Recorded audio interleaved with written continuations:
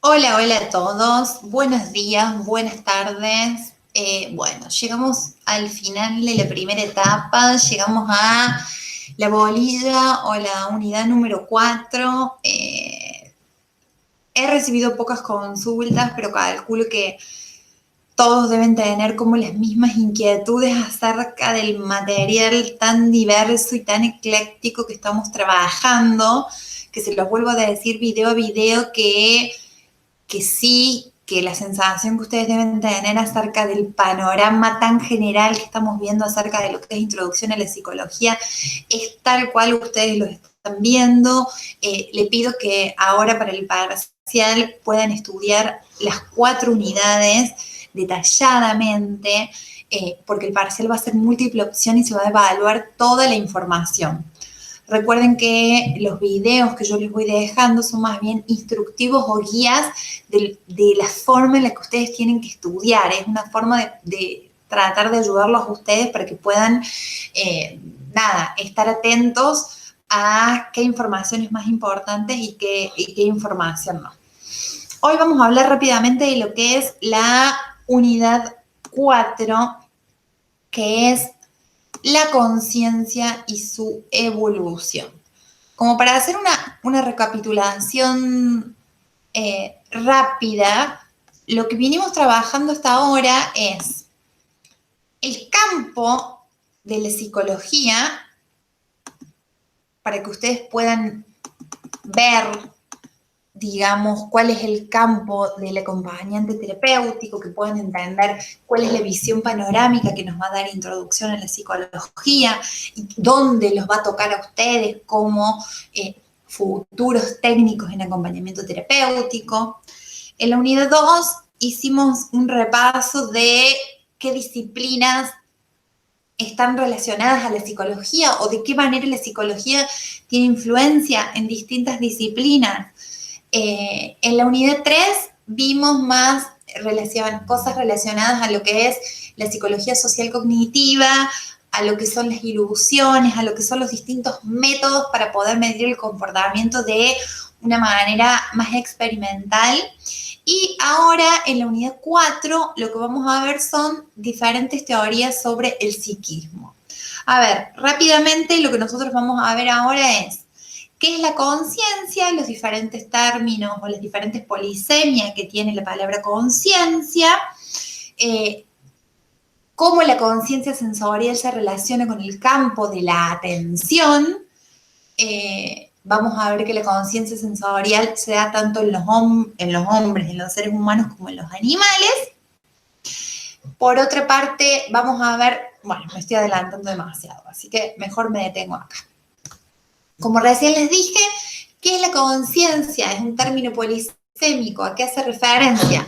Hace referencia a lo que es la sabiduría, a lo que es la vida mental, a lo que es la introspección. Ustedes, en cuanto a lo que es la introspección, es algo que van a ver mucho en el desarrollo de este libro, que se toca de diferentes maneras. Y en este caso nos vamos a detener en lo que es la actividad sensorial. ¿Qué es la conciencia sensorial? Como les dije, está relacionada a focalizar, está relacionada a lo que es la atención, y a qué llamamos campo atencional, es a lo que en un determinado momento está presente en nuestro campo de la conciencia. Existen diferentes formas para poder atraer esa atención. Tenemos por un lado los elementos objetivos, que son el movimiento, el contraste, la intensidad, la forma, el color, la novedad.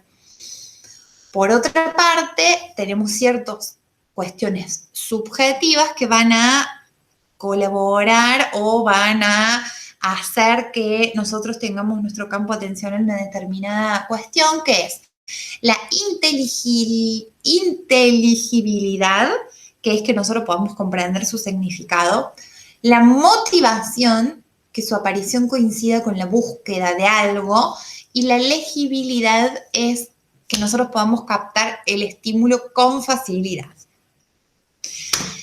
La atención sensorial en un principio se hace de manera involuntaria y luego nosotros vamos a poder elegir con mayor capacidad a qué le prestamos atención y a qué no. ¿Qué es la autoconciencia? Por eso les dije antes que la introspección es algo que ustedes lo van a ver mucho durante el desarrollo de este libro.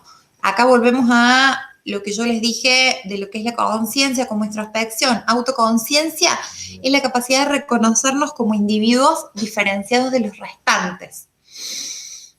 Esto se va a ir desarrollando en la medida que vamos creciendo, ya vamos a ver lo que es la filogenia, lo que es la ontogenia, pero que a ustedes les quede claro que la autoconciencia es la capacidad de poder vernos como individuos diferenciados de los demás. Volvemos a la introspección. Introspección, autoconciencia, ojo de la mente, es decir, cómo nos vemos, cómo percibimos nuestros estados internos, tanto físicos como psíquicos, ¿no? ¿Cómo nos vemos? ¿Qué sentimos? ¿Qué capacidad tenemos nosotros de hacer una evaluación de lo que nos está pasando? ¿Sí? Hablamos del principio de Heisenberg, que dice que muchas veces lo que nosotros observamos, alteramos lo que estamos observando. Por ejemplo, nosotros decimos, nos sentimos de una determinada manera, nos ponemos a pensar en eso, y en el momento que nos ponemos a pensar lo que nosotros estamos pensando, eso ya es como que no lo sentimos más. El ejemplo que puse acá es el cólera o el enojo, para llamarlo de alguna manera. A ese principio se lo denomina principio de Heisenberg.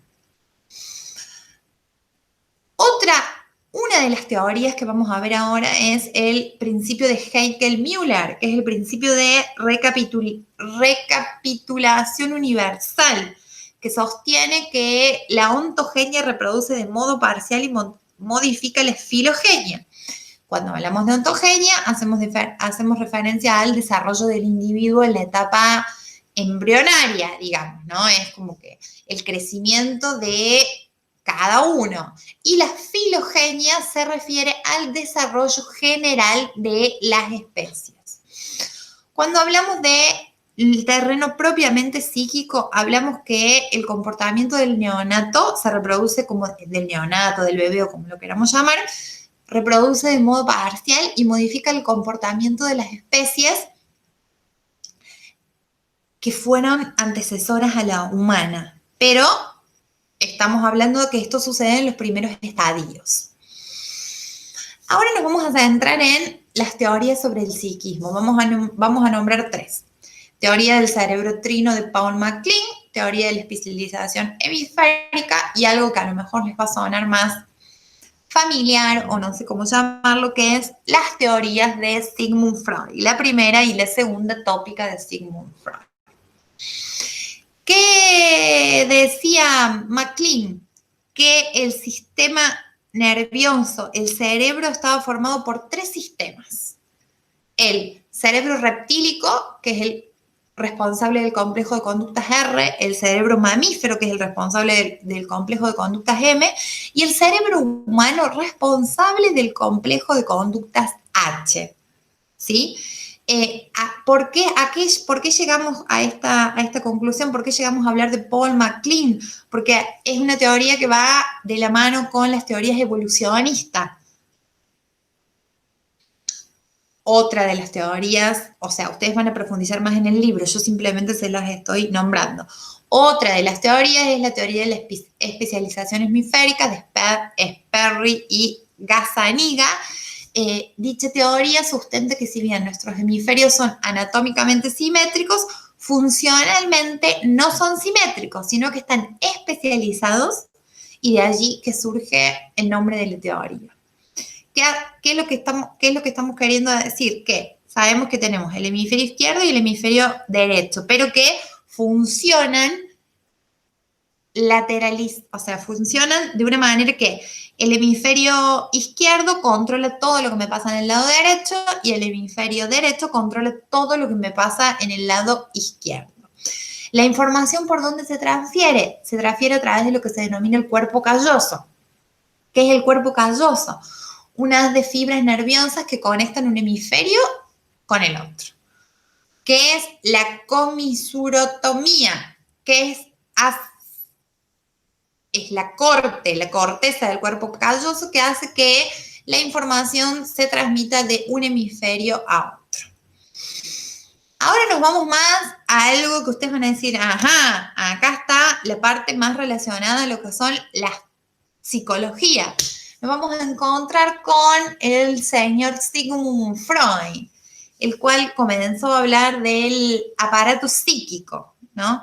Y acá hablaba con el tema del aparato psíquico, de decir que lo psíquico no se agota en la conciencia, sino que también va a abarcar algo inconsciente, que es algo que se va a trabajar con posterioridad. Sigmund Freud postuló dos tópicas. La primera tópica, donde hace referencia a lo consciente, a lo preconsciente y a lo inconsciente. Lo consciente hace referencia a todo aquello que se encuentre presente en mi campo de aprehensión.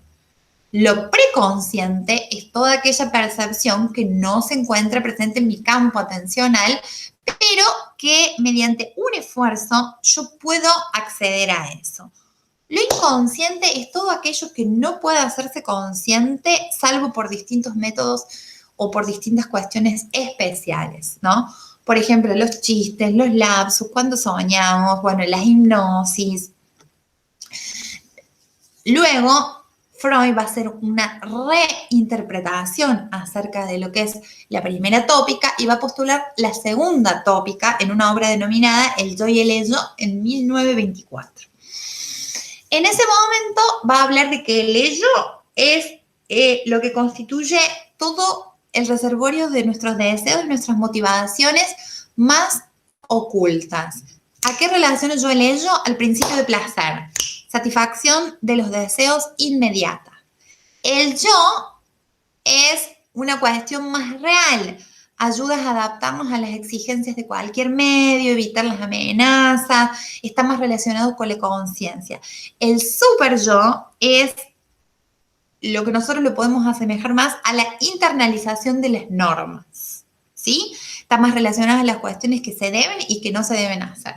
Como verán, no es que hay una semejanza entre lo que es consciente, preconsciente, inconsciente, yo, super yo y ello. Sí tenemos ciertas características que son similares, pero no se asemejan de una manera directa. ¿Cuál es la característica de lo inconsciente según Sigmund Freud? Que tenemos la ausencia del principio de no contradicción, tenemos la sustitución de la realidad material por la realidad psíquica y estamos sometidos al principio de placer. Ay, me pasé. Como verán, estuvimos hablando del inconsciente según Freud, pero acá vamos a hablar del inconsciente cognitivo que plantea Seymour Epstein, ¿no? ¿Qué vamos a decir eso? Que en base a descubrimientos recientes y experimentales, en la mente humana existe un procesamiento no consciente, tal cual lo dice Freud, ¿no? Y vamos a distinguir entre lo que es proceso primario, gobernado por la actividad psíquica e inconsciente, y proceso secundario que está más relacionado con la actividad consciente, en donde se buscan emitir juicios apegados a la realidad. Para que aparezca en el proceso primario, todas estas cuestiones sabemos que no ocurren de manera consciente. La diferencia que va a plantear Seymour Epstein a lo que viene planteando Sigmund Freud es que todas estas conductas surgen de manera desadaptada y que son necesarias para la supervivencia de nuestra especie y que adquieren una variedad de situaciones, una variedad de hechos que hacen que esas conductas nos sirvan para la sobrevivencia de nuestra especie. Recuerden que Freud decía que a lo mejor esas conductas podían llegar a ser desadaptadas y Epstein plantea que no. Por último, voy a nombrar rápidamente, habíamos nombrado lo que era la conciencia. En el libro se describen estados alternativos de conciencia. ¿A qué hace referencia eso? A cuando nosotros podemos tener la mente en otro estado, ya sea por cuestiones externas como la privación sensorial o las drogas psicoactivas, o mediante control interno como la meditación, las danzas, la autohipnosis, los sueños lúcidos. Son formas de que nuestro estado, nuestro campo atencional se pueda ver alterado. Por último, vamos a hablar de lo que es dormir y soñar y del periodo more-no more. Dormir y soñar, en teoría, supuestamente son dos procesos que se surgen de manera pasiva, pero no, tanto el dormir y el soñar son procesos que surgen de manera activa. Nos referimos a ellos que solamente lo pasivo surge de una manera motor, es decir, que cuando nosotros estamos acostados no tenemos ningún tipo de sensación, ningún tipo de cuestión motora, pero la mente continúa activa. ¿Sí? ¿Por qué? Porque produce imágenes, produce cuestiones que hacen que el estado sea activo. ¿Por qué distinguimos entre dos periodos? El periodo more y el periodo no more. En el periodo more estamos hablando de cuando hay movimientos oculares rápidos. Dichos investigadores descubrieron que cuando las personas duermen presentan movimientos en sus ojos. Y por el otro lado tenemos el periodo no more, que también fue sujeto a investigaciones y habla de que es un periodo no homogéneo, más bien heterogéneo, y es en donde se distinguen fases que podemos encontrar en cuanto a la función del sueño. Sueño ligero, fase 1, fase 2, fase 3, fase 4 o sueño profundo. Como verán, chicos, es algo que es hasta difícil para explicárselos de la manera que está planteado.